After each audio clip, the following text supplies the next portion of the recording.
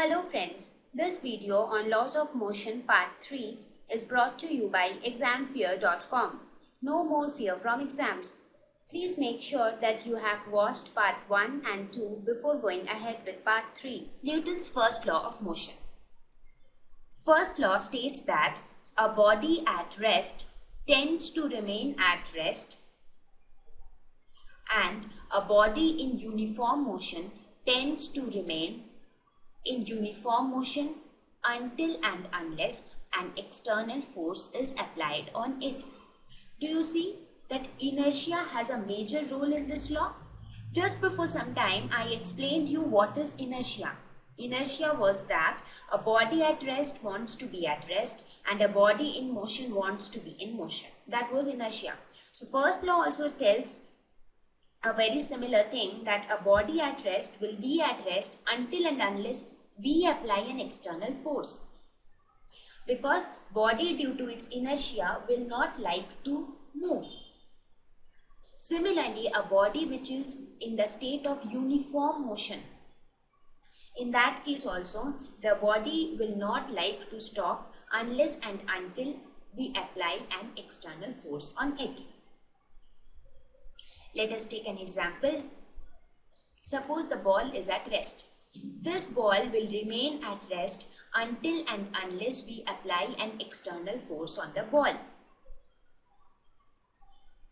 Similarly, if a ball is in uniform motion, it will keep moving with the uniform velocity until and unless some external force stops it. So the first law basically deals with two cases: a body at rest and a body in uniform motion. So what is the similarity between the two things? Body at rest, in case of body at rest, the net force is 0. In case of body in uniform motion, the net force is again 0. So the first law deals with only the scenarios where the net force is equal to 0, that is body at rest and body in uniform motion. So very simple to remember, a body at rest will be at rest until we apply an external force. Similarly, a body in uniform motion will remain in uniform motion until we apply an external force. When we talk of Newton's first law, it is also very important to introduce the terms balanced and unbalanced forces. So what are balanced forces? Balanced forces are equal and opposite forces. That is equal and opposite. That means the forces act in opposite direction and the forces are equal in magnitude. That means F1 is equal to F2 and F2 acts in opposite direction. They do not cause any change in motion. Since equal amount of force is applied on both these directions, therefore the object on which the force is applied does not move at all.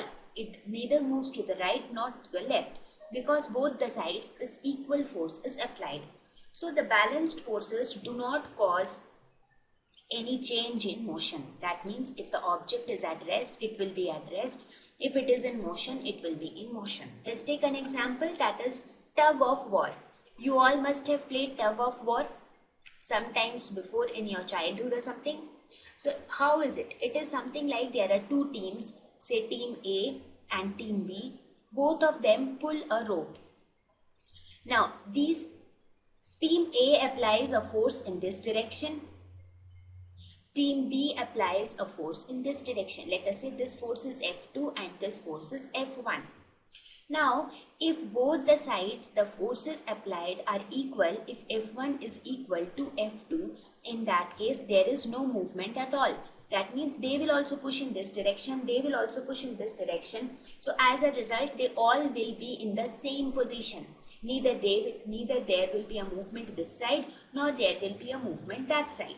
So that is how it is in tug of war. If both the teams are applying equal force, there is no motion at all. Now let us look at unbalanced forces. Unbalanced forces are unequal forces. These forces can be in the same or opposite direction. That means if F1 and F2 are the two forces, they will not be equal to each other, and this scenario is also possible. that F1 and F2 are in opposite direction. This scenario is also possible, that is F1 and F2 are in the same direction. These forces, unbalanced forces, causes a change in the motion. Whichever direction the force is more, the body tends to move in that direction. So let us take the same tug of war example here. Let us suppose this team applies a force F1 along this side. This team gives a force F2 along this side. Now, let us suppose the force which this team A applies is greater than the force which team B applies. That means let us suppose F1 is greater than F2. So in that case, how will it be? The motion will be along this direction. That means team B will get dragged towards team A. So I think now it is clear, balanced and unbalanced forces. Balanced means equal and opposite forces. They will not cause any change in the motion. Whereas unbalanced forces means they are unequal forces. They can be in the same or in the opposite direction and they cause a change in motion. Now what we will do a review of balanced and unbalanced forces just to differentiate both of them. This was the scenario of balanced force, this was the scenario of unbalanced force. Just observe carefully that in the unbalanced force, the entire system got displaced along this side, which is because the force along this side is greater than the force on the opposite side. Now let us review the Newton's first law using balanced and unbalanced forces concept. What did we study in Newton's first law? The Newton's first law said that a body at rest tends to remain at rest and a body in uniform motion tends to remain in uniform motion until and unless an external force is applied on it. That means if a body is at rest, that means it is under the action of balanced forces where the net force is equal to 0. Similarly, when a body is in uniform motion, that means it is under the action of balanced forces. Balanced forces. Because Galileo had already told that force is required to keep a body in uniform motion if resistive forces are present. Now, if we see practically in all around us, resistive forces are present everywhere, either in the form of friction or in the form of viscous forces or anything. So resistive forces are present everywhere. That means an external force is needed to keep a body in uniform motion. But that external force gets cancelled by another force which acts in the opposite direction. That is why the net force on a body in uniform motion is equal to 0.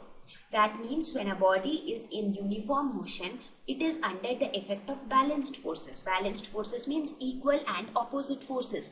So what are the two equal and opposite forces? One is the frictional force and the other one is the applied force in the opposite direction.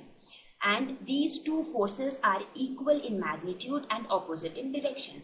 So the body in uniform motion is under the action of balanced forces. That is why there is no change in the state of motion. That is, the body which is in uniform motion will remain in uniform motion until and unless some external force on top of this force is applied on it, such that the net external force increases, becomes more than the frictional force, and then there is a motion of the body. I hope it is clear now. Now let us look at the same examples which we saw. In this case, the body is at rest. So the body will remain at rest until we apply some external force on it. And in the second case, the body is in motion. So the body will keep moving until and unless it is stopped by some external force. Or the motion is varied by some external force. Otherwise, without any external force, there will be no change in the state of motion. So, in brief, let us quickly discuss Newton's first law. What was the basis of Newton's first law of motion? Galileo's law of inertia. What was the basis of Galileo's law of inertia? Galileo's law of inertia took birth from Aristotle's law.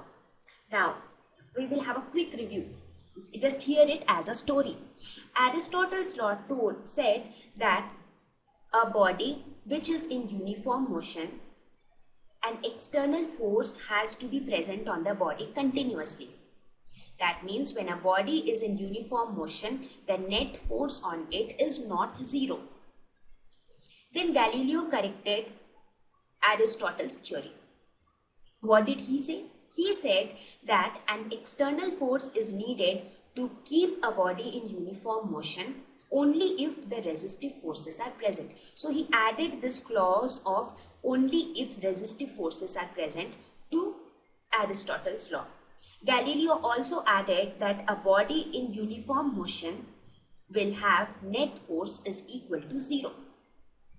Now, after Galileo gave this law of inertia, came into picture Newton's first law of motion, which stated that a body at rest and a body in uniform motion will remain at rest and in uniform motion respectively until some external force is applied on it. Now, using the concept of balanced forces, we see that a body which is in uniform motion is basically under the action of balanced forces, that is equal and opposite forces.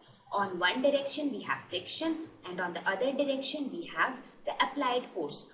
Both the forces are equal in magnitude and opposite in direction. Then there is no change in motion of the body. Therefore, the body keeps moving with uniform velocity.